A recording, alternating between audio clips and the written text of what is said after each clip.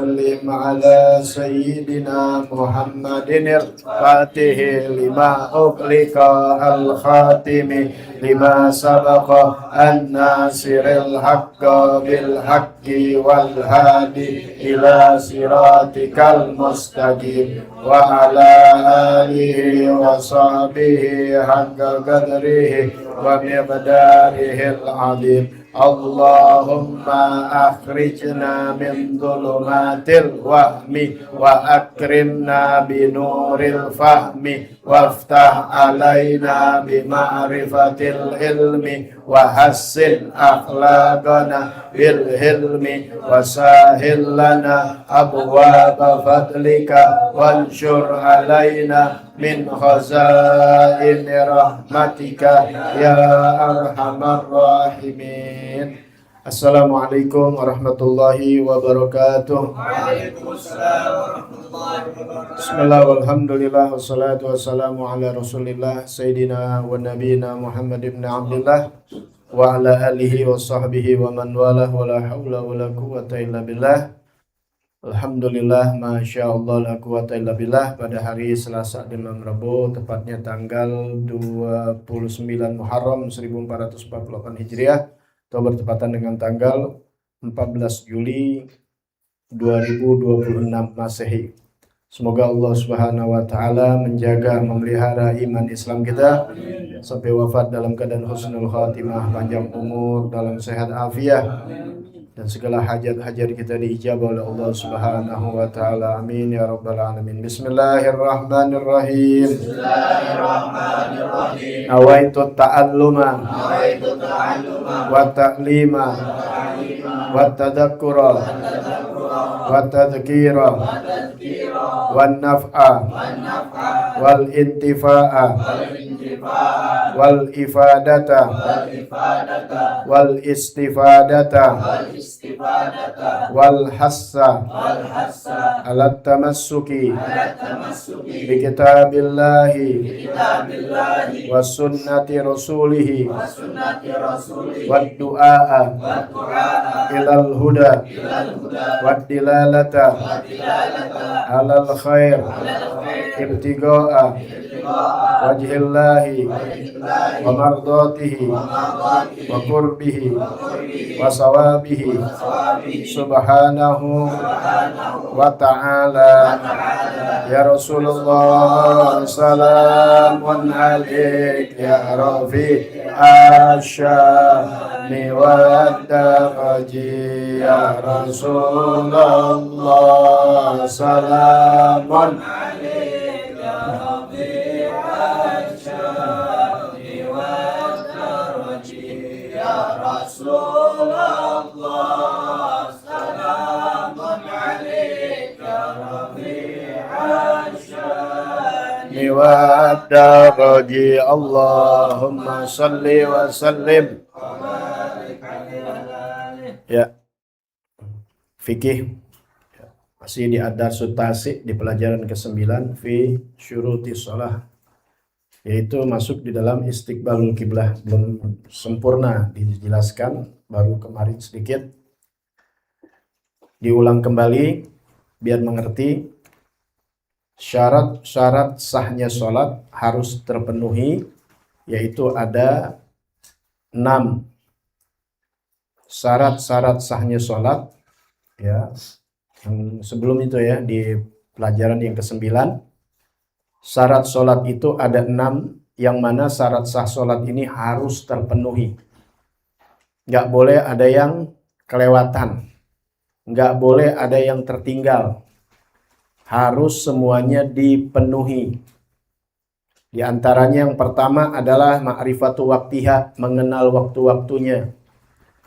Wasani toharatul badan wasaw wal makan anin najasah. Yang kedua, harus suci badannya dari ujung rambut sampai ujung kaki. Wasaw, pakaian yang dipakai, baju, celana, sarung, apapun yang ada melekat di badannya. Wal makan, tempat dia sholat, suci dari apa? Anin najasah, dari najis. Wasalis toharatul hadasain.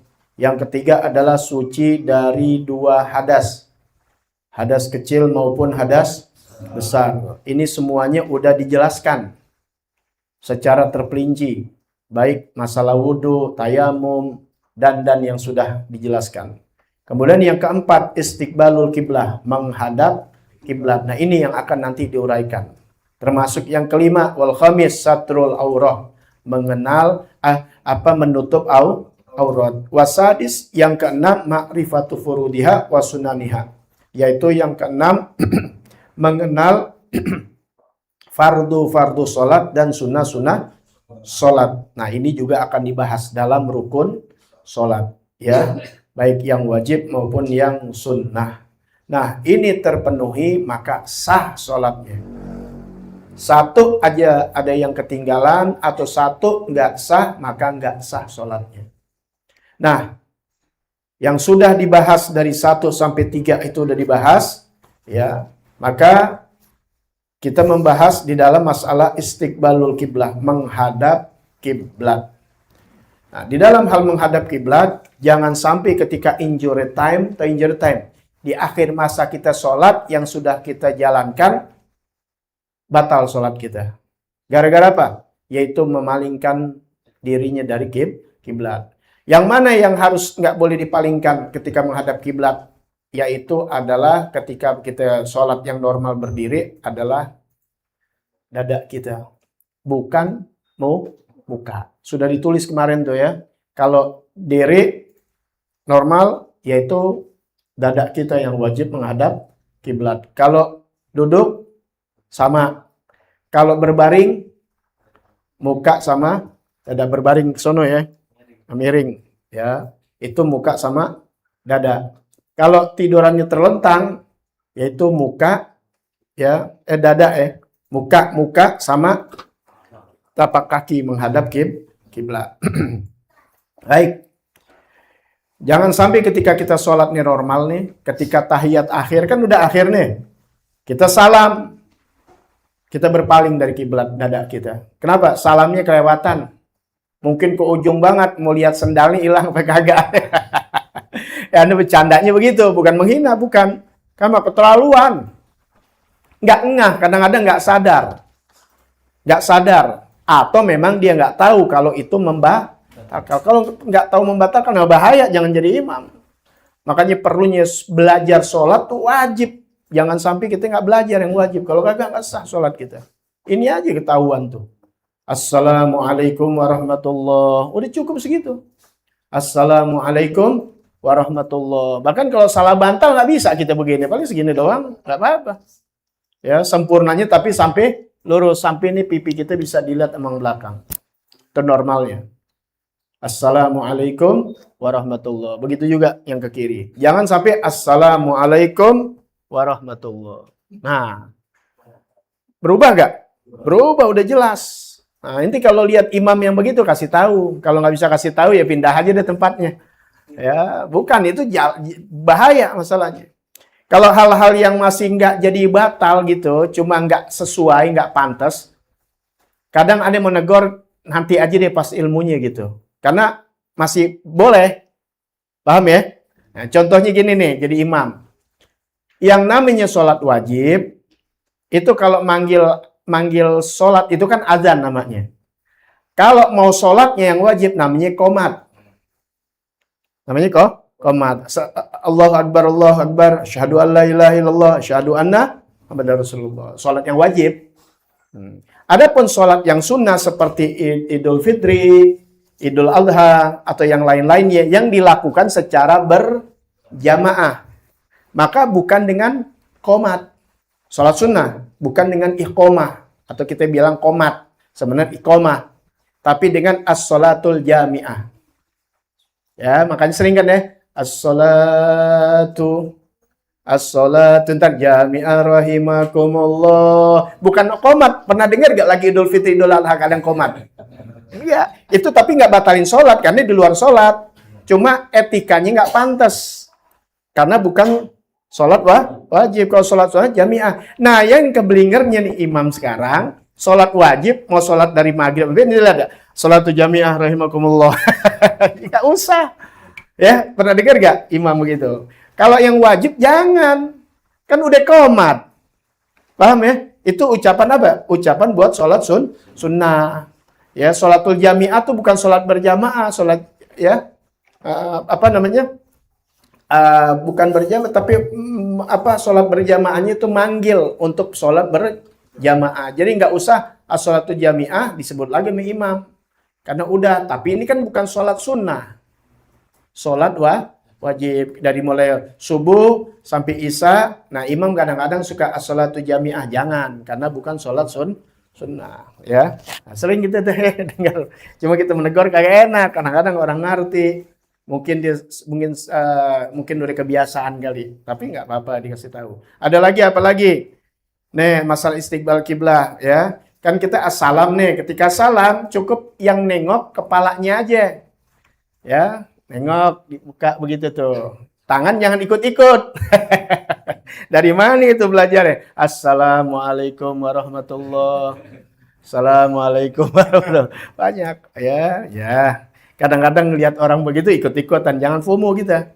Ya, semuanya harus pakai ilmu. Kalau memang ada, silahkan. Kalau nggak ada, jangan. Ya, baik tuh. Nanti kita lihat belajar tentang rukun, wajib dan sunnah. Nggak ada ketemu yang begitu. Ya, jadi kita pakai ilmu. Nah, menghadap kiblat kita kembali lagi. Nah, tentunya sholat yang wajib maupun sholat yang sunnah kan tadi harus wajib menghadap kiblat. Berbalik aja dikit di injur time terakhir assalamualaikum, batal sholatnya. Nah, sekarang oke, sholat sempurna. Nah, bagaimana permasalahannya ketika sholat itu tidak menghadap kiblat? Ternyata ada, ya, ada. Nah, di sini yang dibahas. Ada sholat yang tidak menghadap kiblat ini, ya. Sholat yang tidak menghadap kiblat ini, ya. Dikatakan di sini, ya juzu tarku istiqbalil kiblah fi halatain. Boleh. Arti boleh nggak jadi batal, boleh. Ya, boleh meninggalkan menghadap kiblat. Meninggalkan menghadap kiblat artinya boleh tidak menghadap kiblat dalam dua hal. Jadi kalau ada dua hal ini boleh meninggalkan kiblat, nggak menghadap kiblat. Pertama, fi sholati syiddatil khauf, yaitu ketika sholat dalam keadaan takut. Ini biasanya umumnya di sholat ketika perang atau ada bencana yang bisa diketiban puing. Paham ya? Ya. Nah, itu nanti ada pelajarannya karena ada beberapa cara. Nggak bisa di sini. Kita lagi bukan bicara tentang sholatnya, lagi tentang menghadap kiblat. Nanti ada. Jadi sholatnya itu ada, ya, yang musuhnya ada di hadapan kiblat. Nanti salah sholatnya ada, itu menghadap kiblat. Ada lagi yang mana sholat musuhnya nggak di hadapan kiblat, tapi dinyerang dari arah lain. Nah, itu nanti ngadep sono, jadi nggak ngadep kiblat. Kalau di tetap ngadep kiblat, diblogorok dari belakang. Paham ya? Nah, nanti itu ada. Ada berapa tempat, ada berapa cara. Nanti ada yang rukun ini, yang ini nungguin sambil pegang senjata. Kayak film Bunyamin, Cowboy Insaf. Sembarang ada juga nonton ya. Yang ada ular, tembak.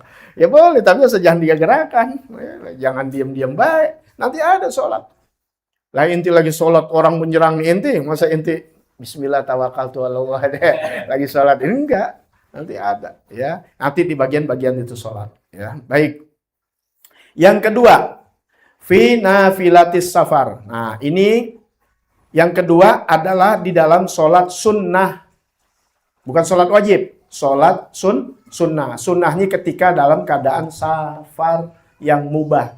Safar yang dibolehkan. Karena ada orang bersafar. Safarnya artinya keluar, perginya melebihi dari 80 kilo. Kalau di sini kan kita udah tahu yang dibilang 82 kilo.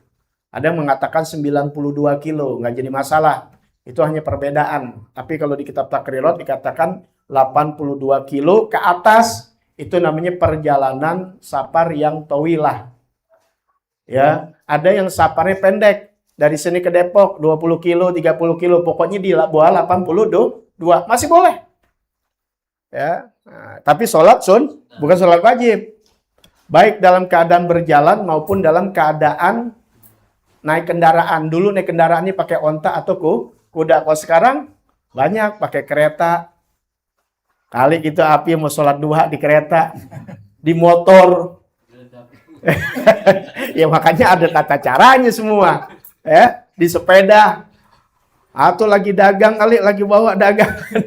Tapi ingat bukan sholat wajib ini, sholat sunnah. Tapi nanti dulu, ini dikasih tahu ancer-ancernya. Di dalam fi nafilah, kalau dalam kata fikih nafilah itu namanya sunnah. Dalam sholat sunnah. Ya. Fi nafilatis safar, dalam sholat sunnah, dalam keadaan safar. As-safarin mubah, dalam safar mubah.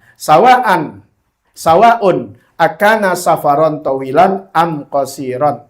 Baik itu sholatnya, baik itu saparnya safar yang panjang atau safar yang pendek. Safar yang panjang lebih dari 82 kilo. Safar yang pendek kurang 82 kilo.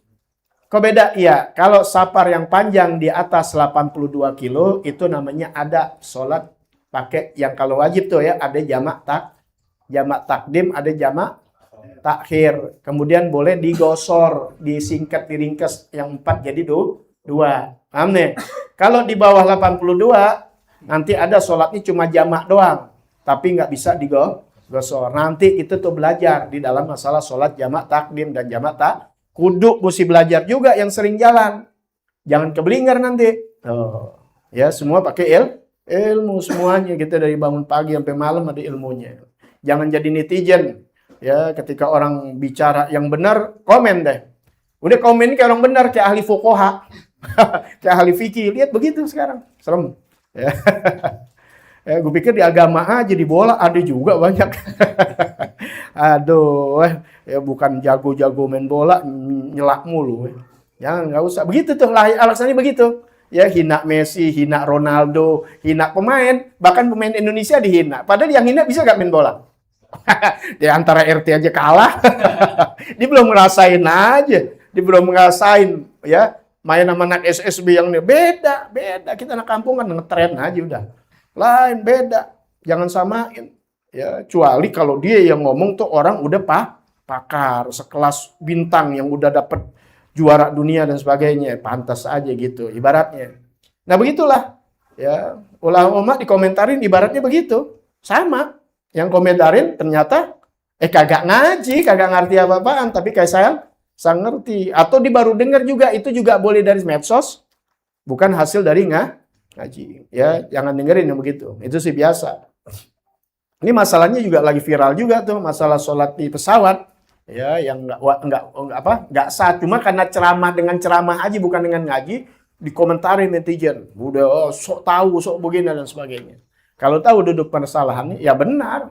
Nanti di sini kita belajar sedikit. Ya, masalah-masalah sholat itu nanti berjalannya di sholat, masalah sholat jamak takdim, jamak takhir dan sebagainya. Baik, ya. Nih, perhatikan pelan-pelan nih. Di dalam sholat sunnah safar yang mubah, ingat sholat sunnah yang mubah, baik keadaan safar yang panjang atau pas safar yang pendek. Safar yang panjang lebih dari 82 kilo. Ya, atau dikenalnya dengan marhalatain, 2 marhalah. Nah, itu ya dibolehkan dia untuk tidak menghadap kiblat. Ingat ya, tadi dibolehkan meninggalkan menghadap kiblat, sholat takut ya dalam keadaan takut. Yang kedua sholat sunnah. Sunnahnya dalam keadaan safar, bukan di rumah, bukan di masjid, bukan di rumah, bukan, tapi di jalan dah, kita bilangnya di jalan, lagi perjalanan, baik perjalanan jauh lebih dari 82 kilo atau dikenal dengan safar yang panjang marhalatain atau yang safarnya pendek walaupun hanya sekedar 20-30 kilo. Tarotan, kadang perjalanan ini yakunu masyian. Terkadang perjalanan bisa dengan apa? Jalan kaki. Benar gak? Ya, walaupun dengan keadaan yang keren banyak dengan perjalanan kaki. Watarotan yakunu raqiban. Terkadang juga perjalanannya dengan berkendara. Baik ya.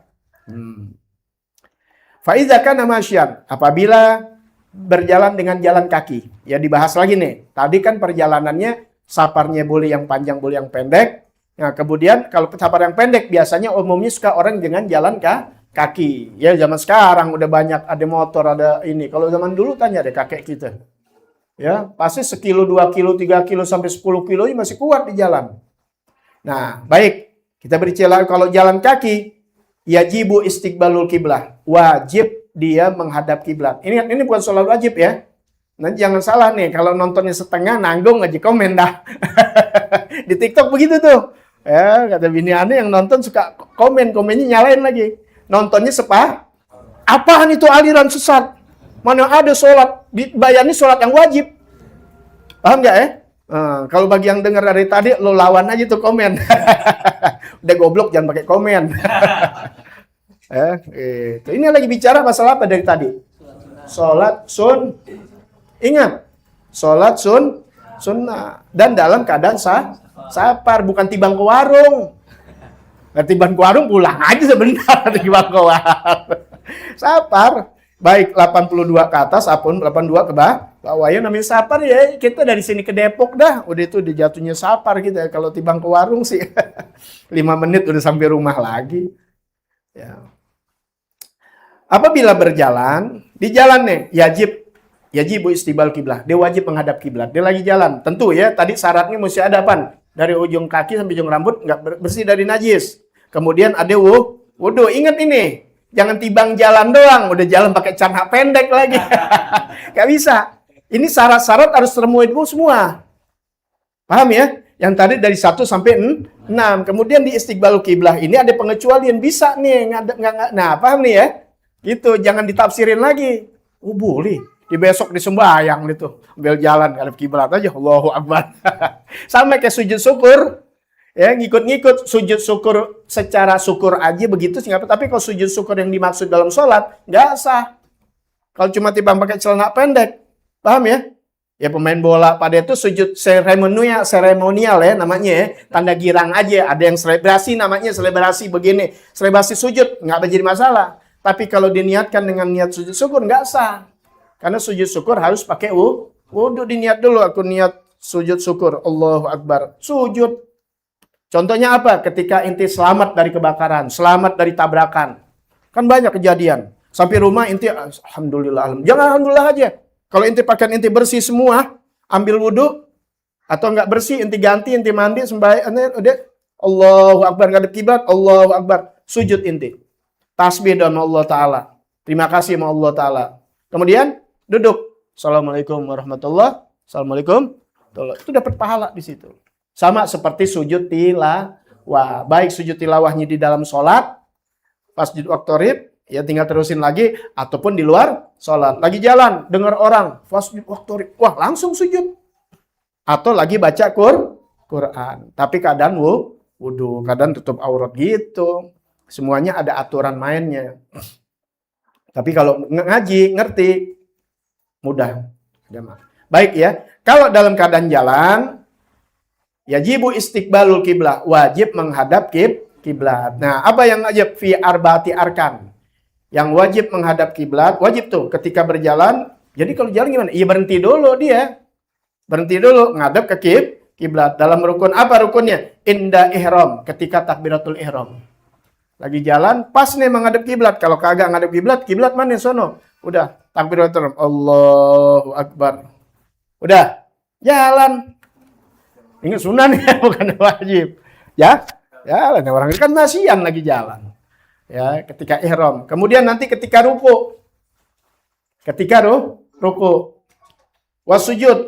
Ketika sujud. Ini belum tentu inti amalin, tapi biar tahu hukumnya. Karena nanti akan bicaranya bukan lagi jalan aja, lagi duduk. Biasanya umumnya lagi di pesawat atau di kereta. Tapi ini bukan sholat sunnah nanti, sholat yang wajib. Gimana inti hadepin? Tuh, paham ya? Ini dulu ingat runutannya, jangan inti masa iya di jalan begini. Iya, tapi kan ini ilmu. Sekarang inti lihat udah banyak begini. Kalau zaman dulu kan apalagi di padang pasir, mau ngepost di mana? Mau ngadem di mana? Hah? Mesti jalan di mana? Payung ora lagi.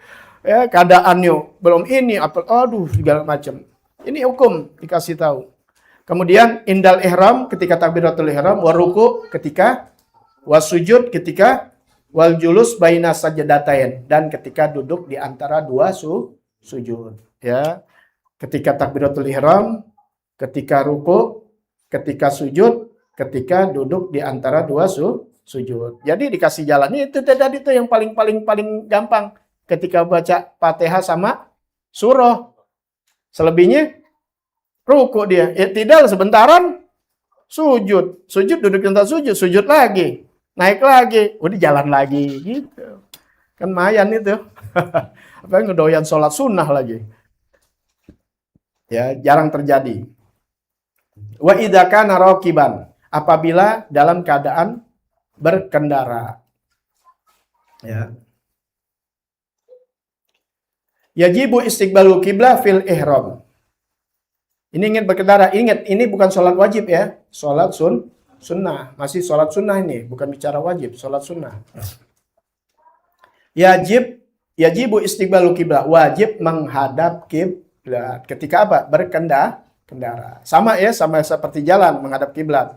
Cuma kalau berjalan ngadep kiblatnya ketika takbiratul ihram, ketika ruku, ketika sujud, duduk di antara dua sujud.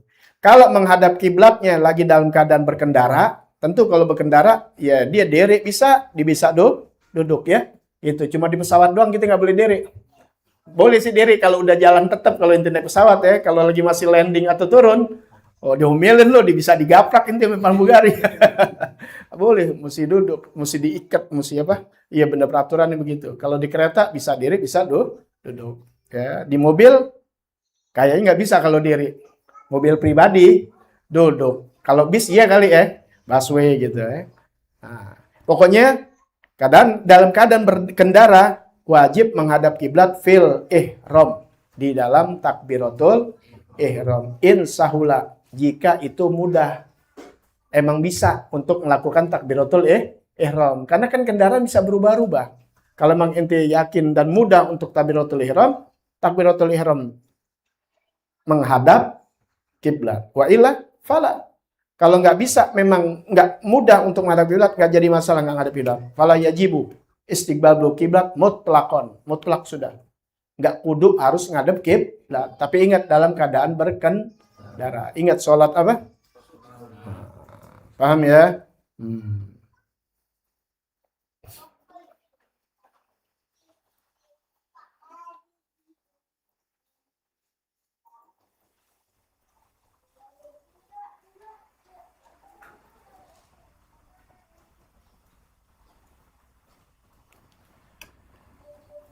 Nah, kalau sholat wajib, yang kita tahu syarat-syaratnya, harus menghadap kiblat.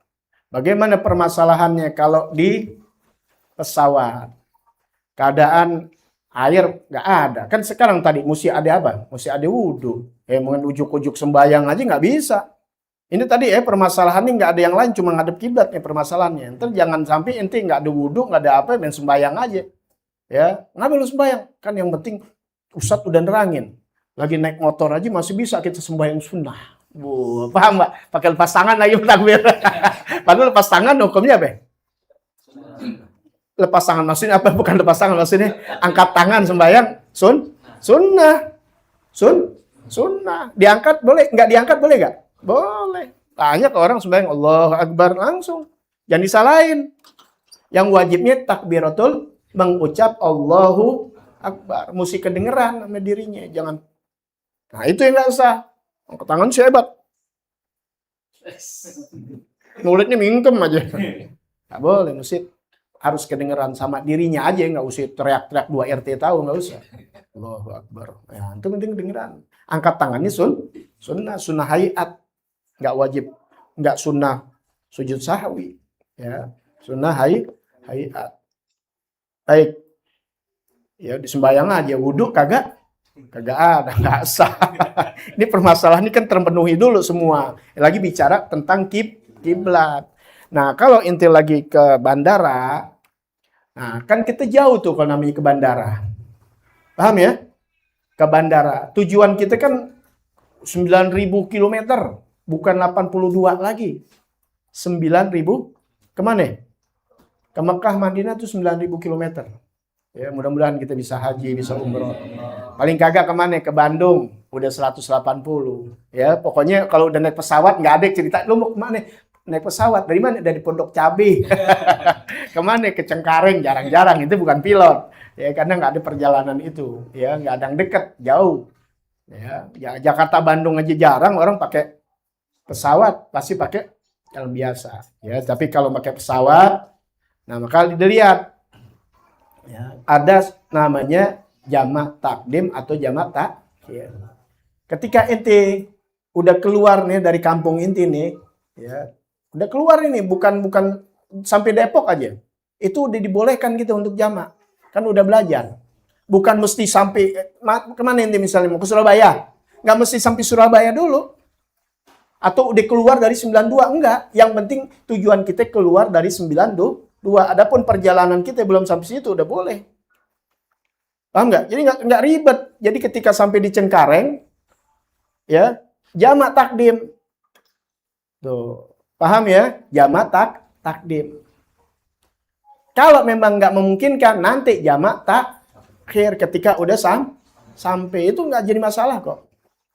Bisa jadi permasalahannya begini. Jalan waktunya subuh, pernah ya. Belum subuh ya, jam 2 malam. Biasanya suka perjalanan malam tuh, jam 2 malam.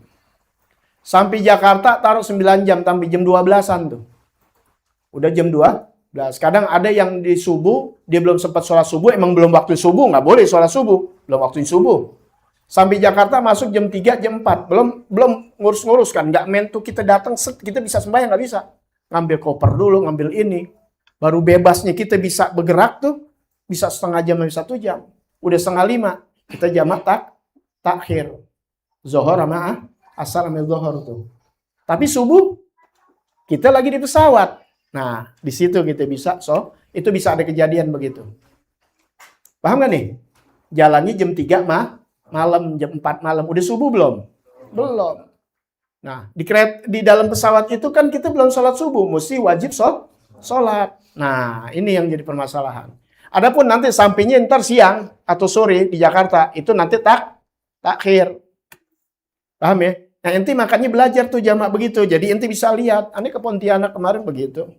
Udah jamak gitu. Ternyata cuma sejam, bisa takhir di sono lagi. Tergantung. Kalau kita jalannya belum zohor, ya kita nggak usah takdim. Belum zohor, udah takdim. Nggak boleh, mesti masuk waktu zohor dulu. Ini jangan salah ya, jam 10 di sholat zohor sama asar. Nggak boleh, belum jamak, belum. Masuk dulu waktu zohor. Baru diniat jamak takdim. Padahal kalau sampai di sono juga sejam, jam 2 bisa enak, gampang.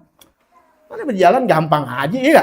Asik aja kita niatin mau takdim, mau takhir, nggak apa-apa. Andai kata meninggal belum waktunya udah dapat pahala. Nggak dosa nggak meninggalkan waktu. Yang meninggal waktu dosa kalau lu ada di sini, bukan musafir, bukan apa. Zohor ntar aja lagi nonton bola, tanggung.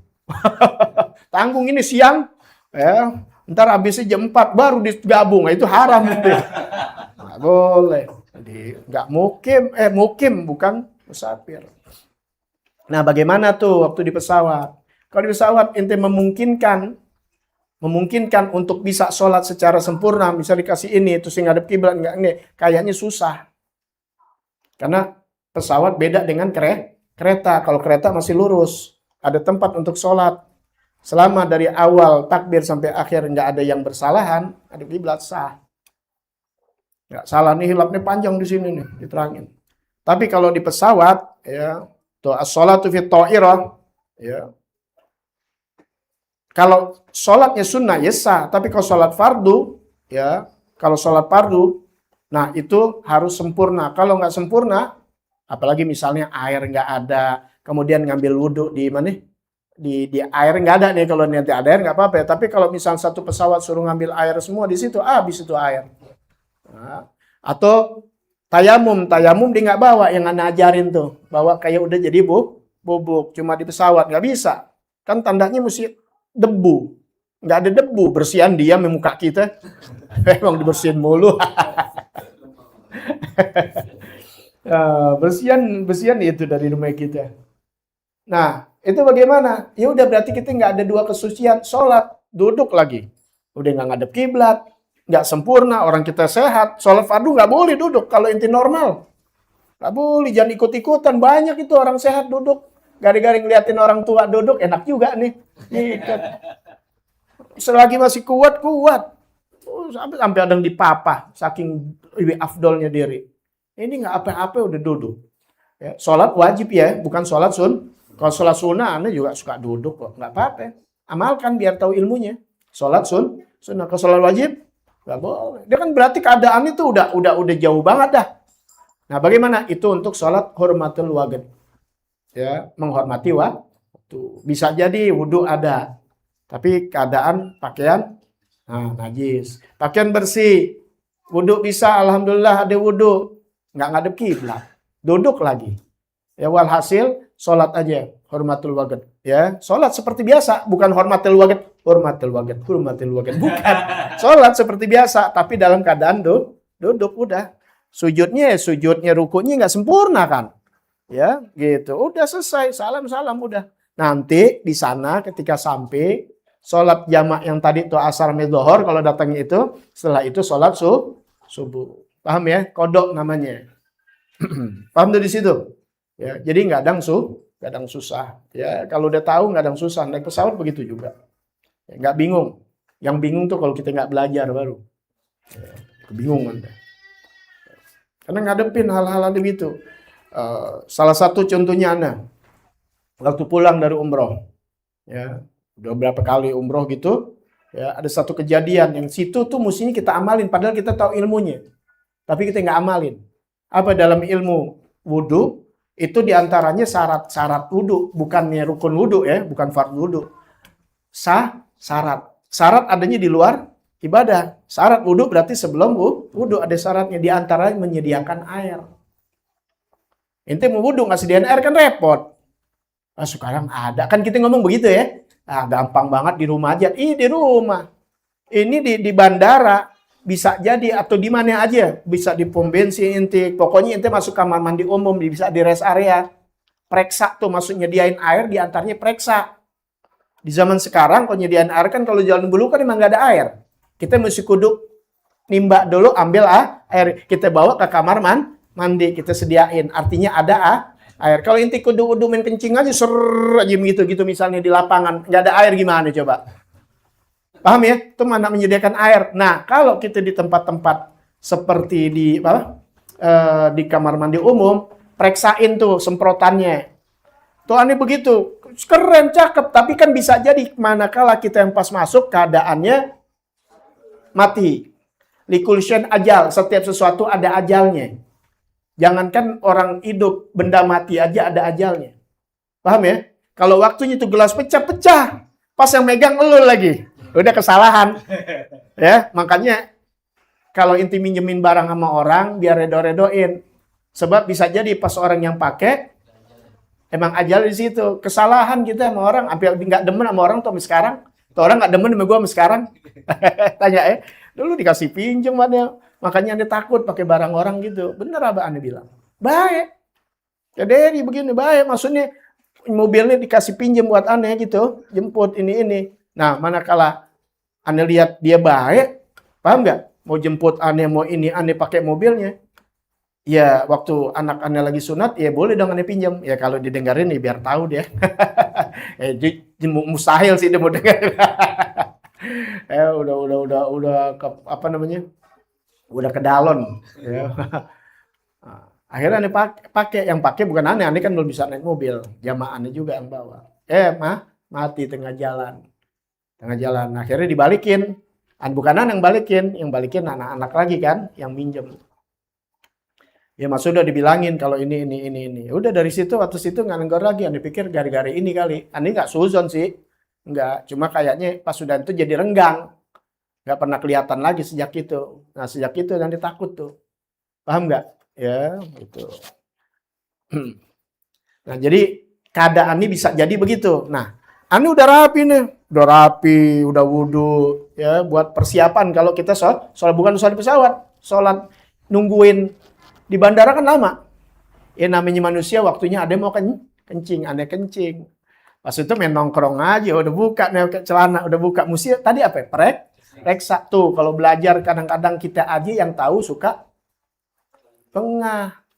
Apalagi kagak belajar dan nongkrongnya kencing ambil tuh semprotan rusak.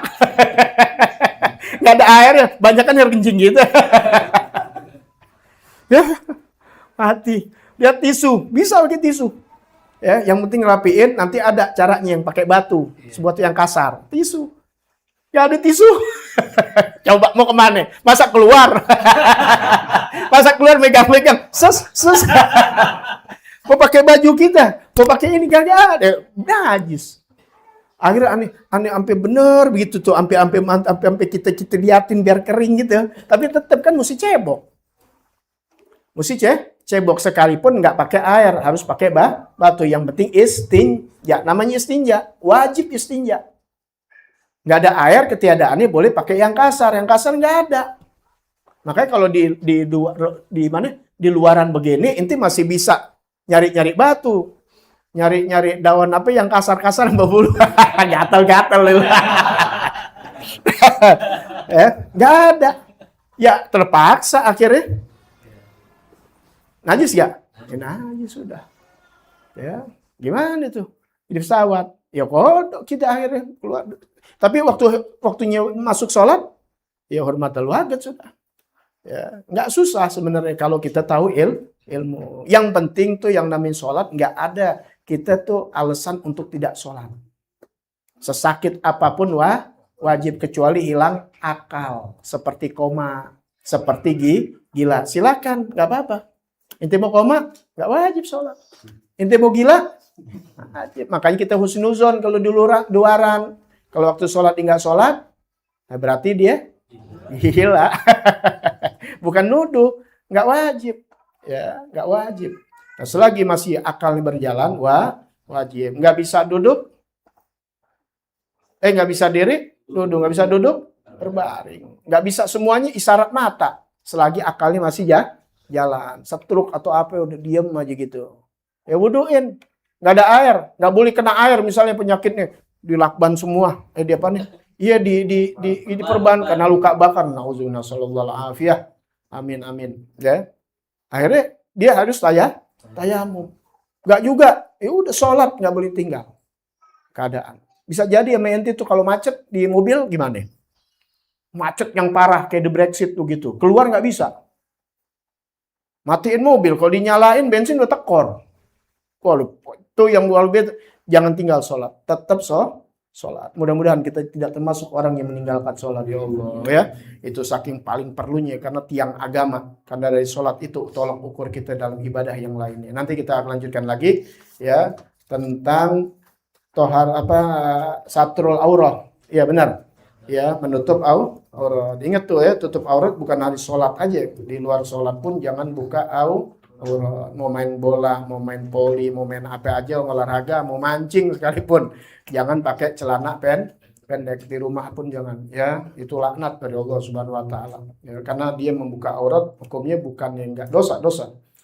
Ya Rasulullah, Assalamun alaikum ya Rabbi asyani wa daraji ya Rasulullah, salamun ya Rabbi asyani wa daraji ya Rasulullah.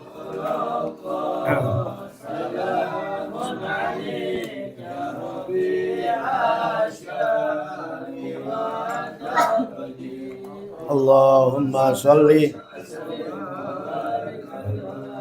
Halaman berapa? Halaman 21. Yang ketujuh ya. Masih berbakti adab kepada orang tua, berbakti sama orang tua. Yang ketujuh, idza gumta bibirri walidaik.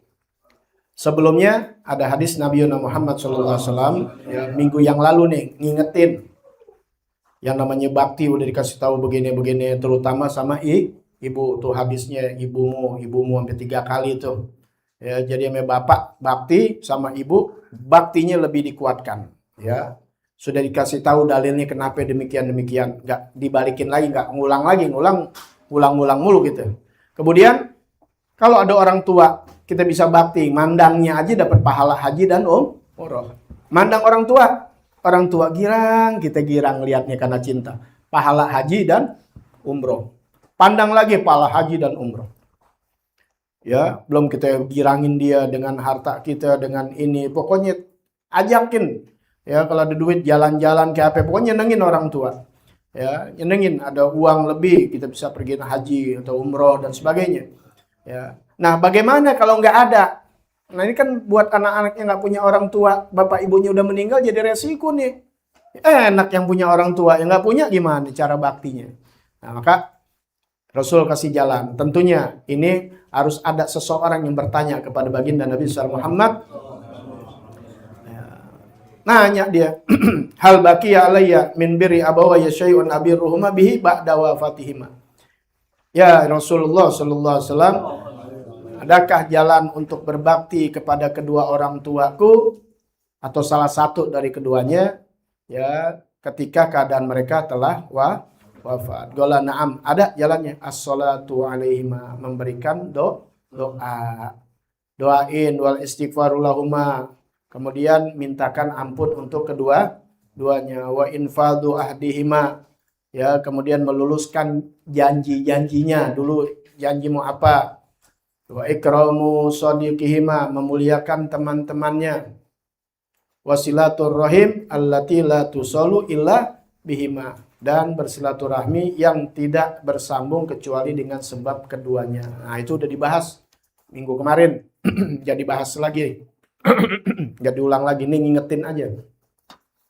Ya, kalau mau diulang, lihat aja ya rekamannya, ulangannya di YouTube atau di rekaman tuh yang di majelis, di WA majelis. Idza gumta birrika bibirri walidaika. Idza gumta bibirri walidaika.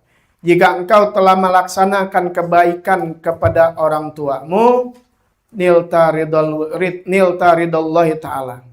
Kalau kamu melaksanakan kebaktian kepada kedua orang tuamu, bakti nih, pasti kamu akan mendapatkan ridhonya Allah Subhanahu wa taala.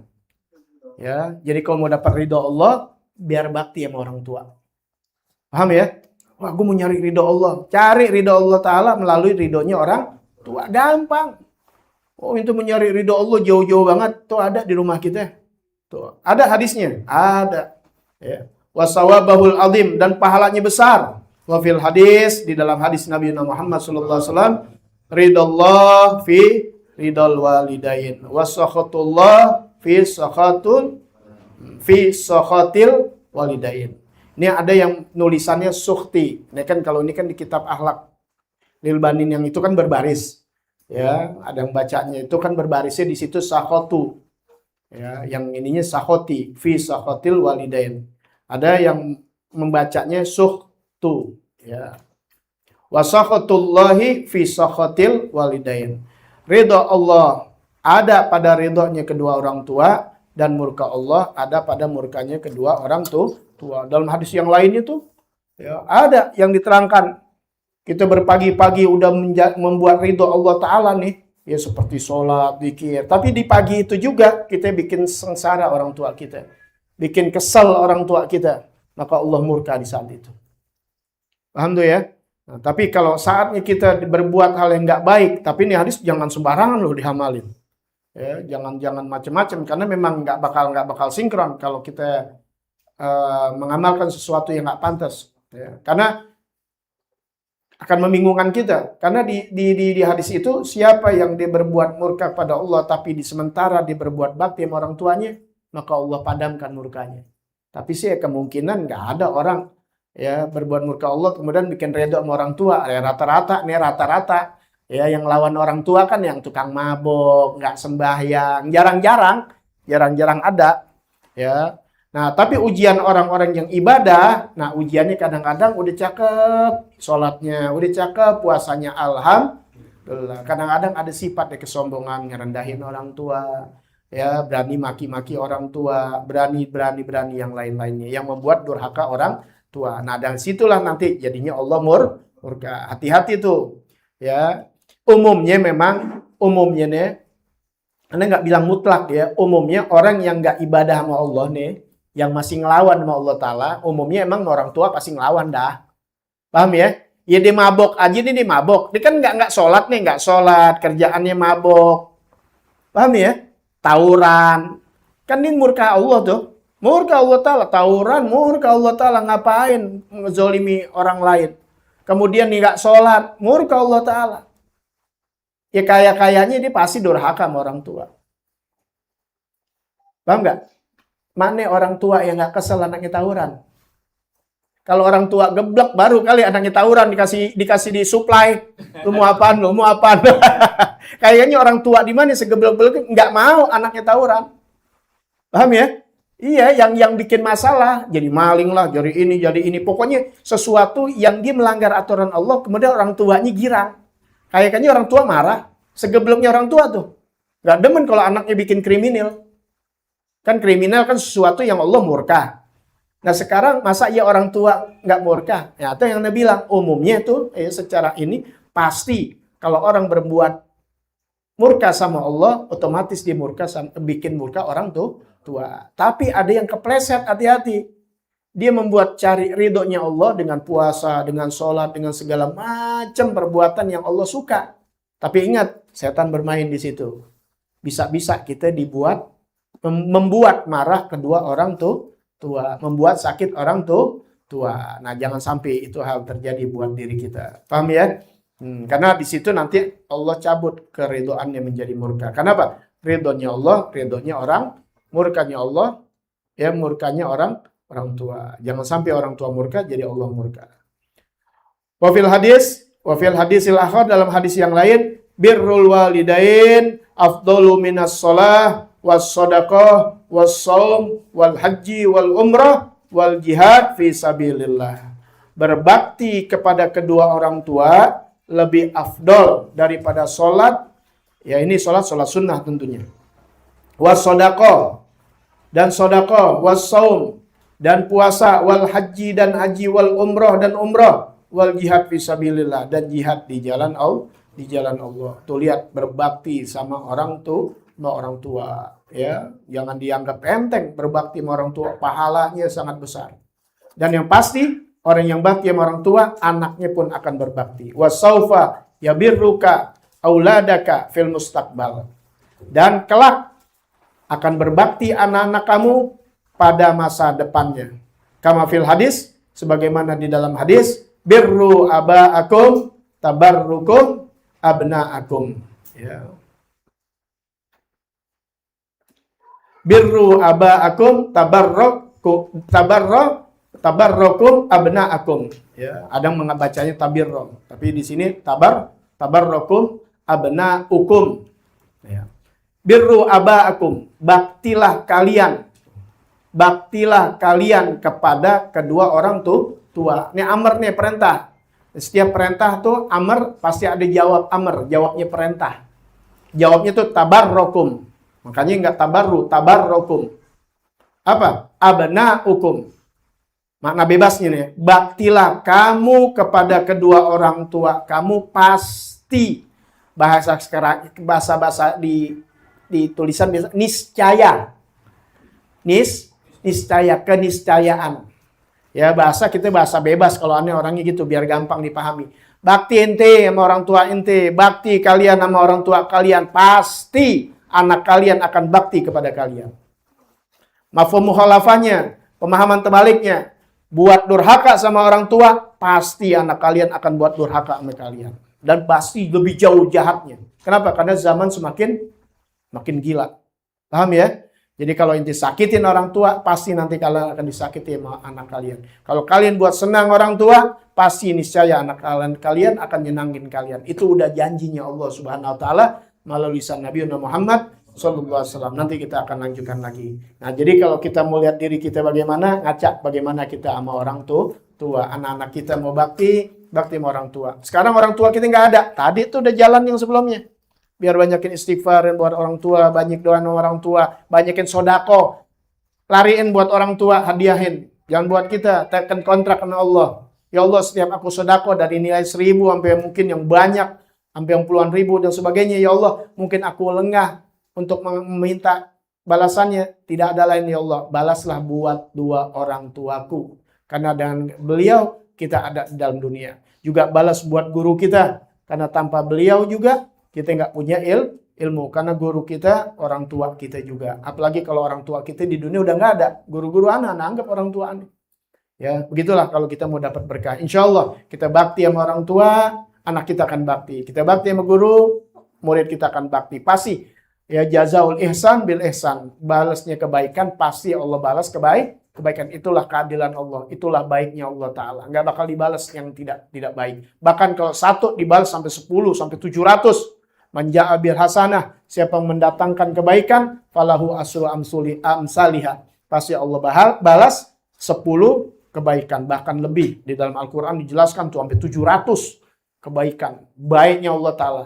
Kita baik orang, paling kita balas 1 juga. Benar ya? Tapi kalau Allah berlipat-lipat. Nggak mungkin 1 kebaikan dibalas 1 kebaikan, tapi lebih dari itu. Tapi ingat, kalau kejahatan Allah baik. Kejahatannya dibalas sesuai perbuatannya. 1 jahat dibalas 1. 2 jahat dibalas 2. Baik Allah Ta'ala. Tapi kalau kebaikan 1, 10 sampai berlipat-lipat. 2, 20 sampai berlipat-lipat. Ya, itulah Allah Subhanahu wa Ta'ala. Ya, wallahu a'lam bissawab wa bizidni ilma warzuqni fahma. Sirul Fatihah. A'udzubillahi minasyaitonir rajim. Alhamdulillahi rabbil alamin arrahmanir rahim maliki yaumiddin iyyaka na'budu wa iyyaka nasta'in ihdinas siratal mustaqim siratal ladzina an'amta 'alaihim ghairil maghdubi 'alaihim amin ya rabbana